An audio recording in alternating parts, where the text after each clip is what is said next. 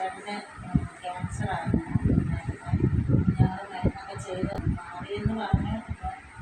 അതിന് ശേഷം വീണ്ടും വന്നിട്ട് സർജറി ചെയ്യണമെന്ന് ഡോക്ടർ പറഞ്ഞു. അപ്പം നമുക്കത് സർജറി ചെയ്യുന്ന കാര്യത്തിൽ ബുദ്ധിമുട്ട് ഉണ്ടായിരുന്നു.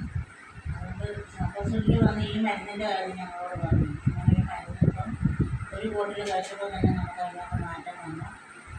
ബയോപ്സി എടുത്ത് കഴിഞ്ഞപ്പം കുഴപ്പങ്ങളൊന്നുമില്ല.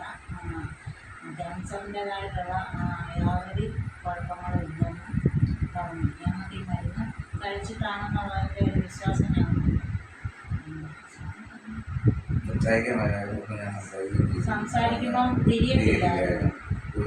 ഇപ്പം കുഴപ്പമില്ല. ഇപ്പം സംസാരിക്കുന്നുണ്ട്. വേറെ ബുദ്ധിമുട്ടുകളും ഒന്നുമില്ല.